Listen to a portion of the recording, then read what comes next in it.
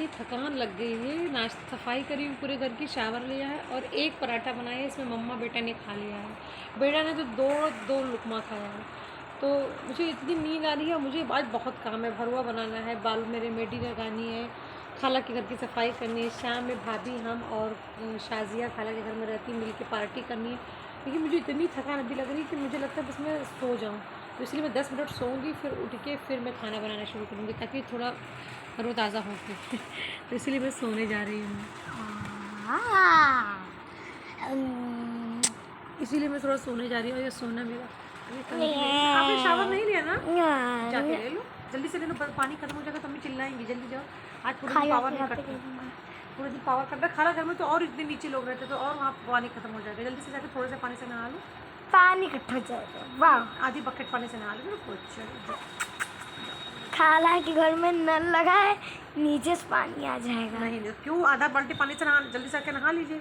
अभी नहा लूंगा। कौन सा फिर मैं खाना बनाना शुरू करूँगी। कौन सा खाली हो जाएगा? खाली हो जाएगा तो नाना घर ही में तो है, दुकान ही पे तो है। नाना दुकान खोले, जनरेटर चालू कर देंगे आके। तो फिर मैं सोने जा रही हूँ, इसलिए थोड़ा सा बहुत तेज़ नींद आ रही है।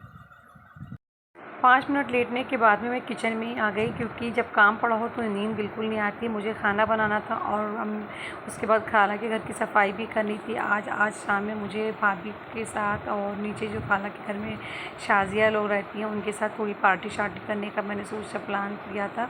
तो नींद तो बिल्कुल भी नहीं आ रही थी, क्योंकि खाला के घर की सफाई भी करनी थी। तो इसलिए मैं किचन में आ गई और मैंने सारे सूखे खड़े मसाले निकाले। सूखी धनिया, अजवाइन, जीरा, सौंफ, मेथी, और उसको भून लिया। और लहसुन की कलियां भी, और भून के उसको मैं अपने कमरे में आके पीसी मिक्सर में, क्योंकि किचन में सॉकेट में इन्वर्टर से कनेक्शन नहीं है और पावर कट हो गया।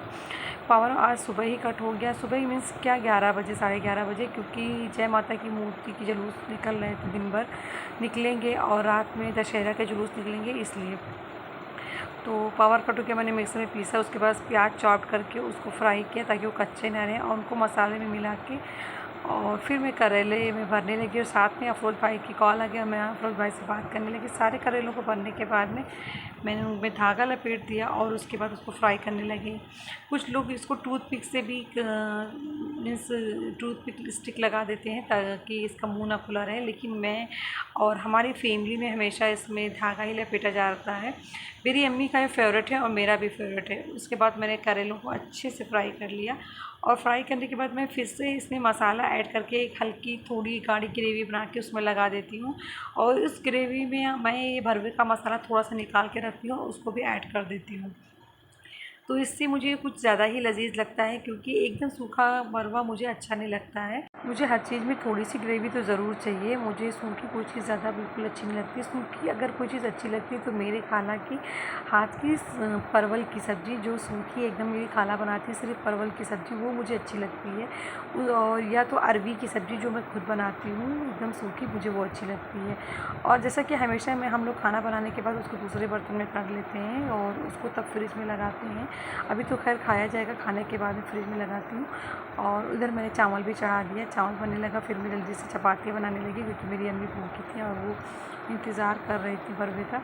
वैसे मैंने अम्मी से कह दिया था कि अम्मी बहुत ज़्यादा जल्दी की उम्मीद में बिल्कुल भी मत रहना, क्योंकि ये भरवा है, इसमें वक्त लगता है और मैं भी थोड़ा लेज़ीनेस महसूस कर रही हूँ। खैर अम्मी ने इसी बीच अपने फ्रिज से निकाल के कुछ तो खा ही लिया, क्योंकि उनको पता था गर्मी इतनी ज़्यादा लग रही है, मेरा मूड ख़राब है और अम्मी की पसंद की चीज़ मैं बना रही थी और मेरा मूड ख़राब था। तो गर्मी में मेरा मूड ख़राब हो जाता है, मेरा मूड उल्टा सीधा चलने लगता है।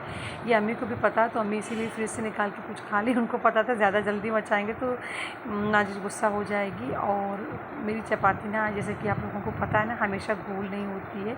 कभी अगर गोल हो जाती है तो ये मौजज़ा हो जाता है मेरे लिए।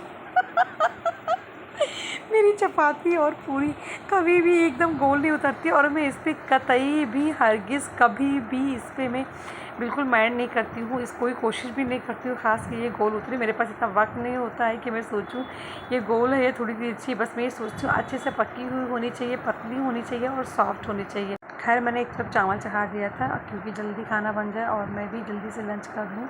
मुझे अभी खाला के घर की सफाई करने भी जाना है। शाम में खाला के यहाँ मुझे पार्टी करना है अपनी भाभी के साथ में, और उसके बाद जल्दी से मैं लंच करने लगी, बरवा और चावल। और सोना आ गई। सोना बोलने लगी मम्मा मुझे भी खाना खिलाएं अपने हाथ से। अक्सर सोना ऐसे ही ज़िद करती है कि मम्मा मुझे अपने हाथ से खाना खिलाएं। और उसके बाद मैं खाला के घर पे आ गई क्योंकि खाला के घर पे मुझे सोना था। मम्मी ने जनरेटर चालू करवा दिया था तो मेरे रूम में उससे कनेक्शन ही नहीं हो रहा था, पता नहीं क्या कुछ डिफ़ॉल्ट हो गया। और फिर मैं खाला के घर आके 1-1.5 घंटे सो गई। और फिर सोना ने ट्यूशन पढ़ा, उसकी ट्यूशन वाली मैम आ गई। और उसके बाद मैंने खाला के घर की सफाई की। सफाई करने के बाद फिर खाला हमारे घर आई और हमको नाश्ता बना के दी, न्यूट्रेला और चाय। और फिर मिलते हैं, बाय बाय, अल्लाह।